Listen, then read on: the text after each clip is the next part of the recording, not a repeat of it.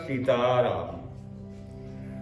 तो विभीषण ने रावण से अनुरोध किया कि तात जो दादा पुरुष ने मेरे पास सूचना भेजी अपने अनुचर के द्वारा, सो मैंने आपको यथार्थ बताई।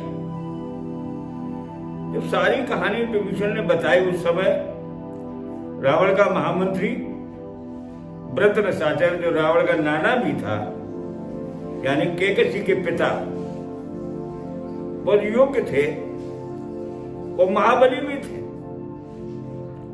माल्यवान, माली और सुमाली 3 भाई थे जिन्होंने भगवान विष्णु से युद्ध लड़ा था किसी समय, देवासुर संग्राम। उसमें सुमाली मारा गया था, माली और माल्यवान रसातल को चले गए थे। और जब केकसी विवाह योग्य हुई तो माल्यवान उसे लेकर पृथ्वी पर आए और विश्रवा के साथ विवाह कराया। कुबेर के विमान को लालच में देखकर कि ऐसा योग्य वीर पुत्र मेरी पुत्री के हो जो देवताओं को परास्त कर सके, इस कामना से केकसी का विवाह ऋषि विश्रवा के साथ कराया था। माल्यवान ने बहुत योग्य और महाबली था। वो हाथ जोड़ के विनय करते हुए दशानन से बोला, ये दशानन, जो विभीषण कह रहे उस बात को तुम मान जाओ।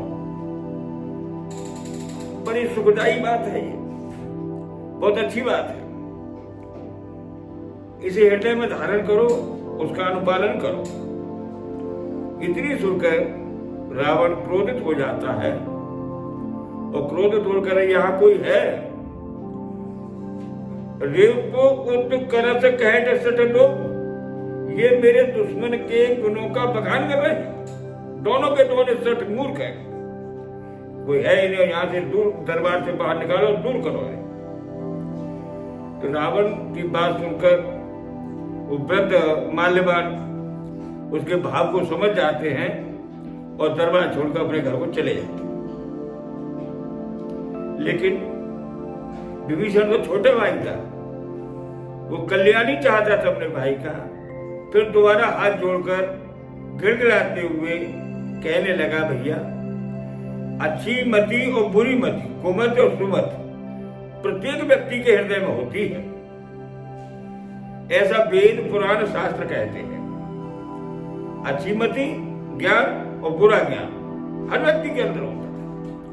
जहां पर सुमति होती है, अच्छी मति होती है, सुंदर मति होती है, वहां पर अनेकों प्रकार की संपत्तियां रहती हैं। और जब कुमति आ जाती है वह विनाशी विनाश होता है, विपत्तियां विपत्तियां आती हैं। सो भैया, तब और कुमति बसी विपरीता, तुम्हारे हृदय में कुमति बस गई है जो तुम्हें विपरीत चलने को प्रेरित कर रही है। हित और अहित, भला और बुरा, रिपु और प्रेमी, दुश्मन और प्रिय मित्र, दोनों को पहचानो।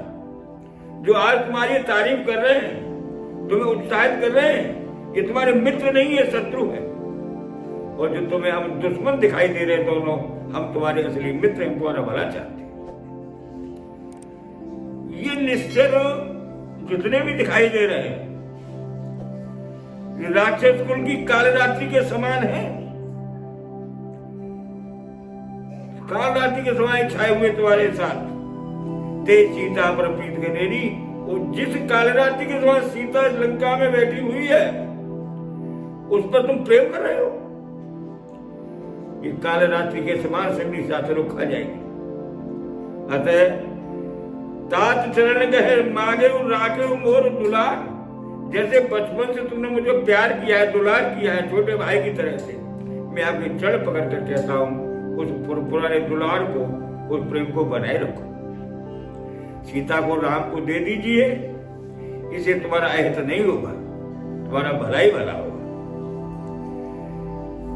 अलग शिव जी कहते पार्वती, विभीषण ने विद्वान पंडितों के, वेदों के और पुराण के अनुसार नीति की बात रावण को सुनाई।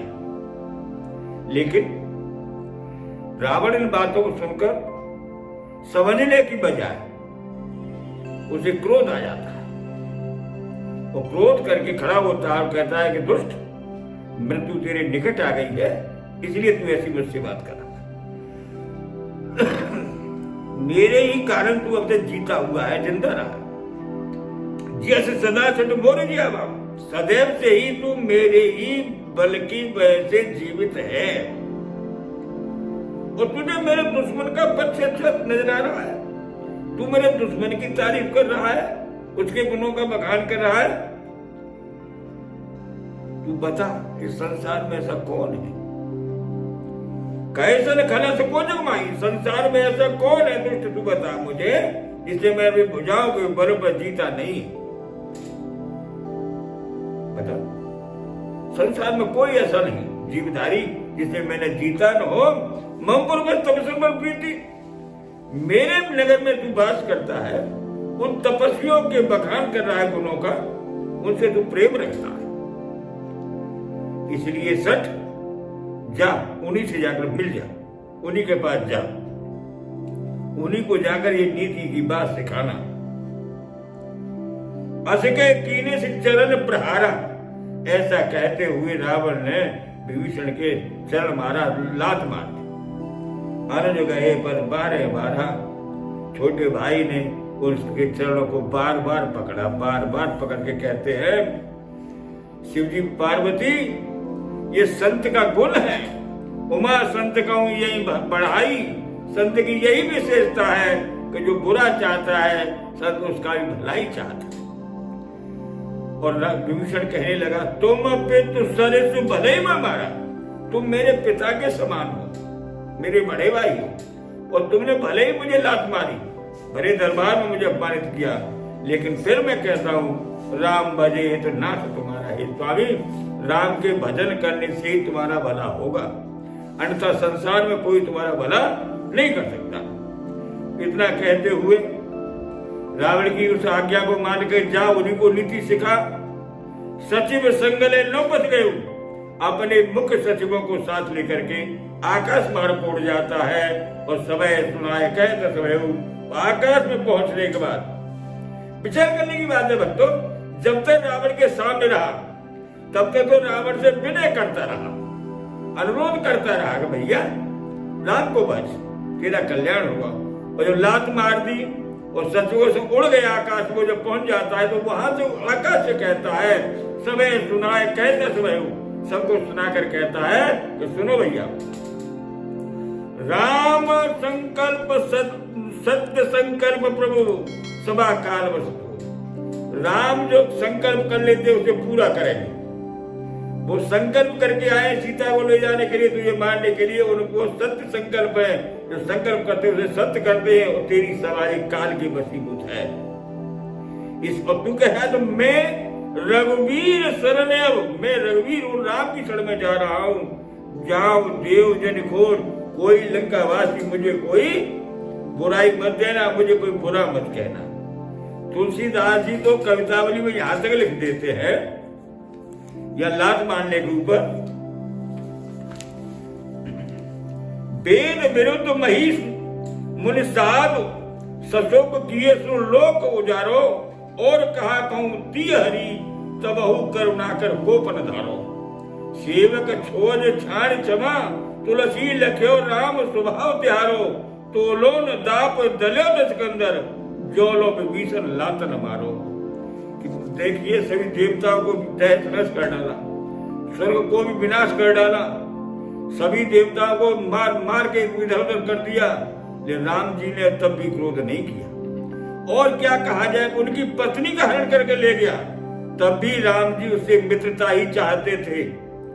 लेकिन जब विभीषण को लात मार दिया, भगवान ने उसी समय संकल्प ले लिया कि रावण अब तुझे छोड़ा नहीं जाएगा।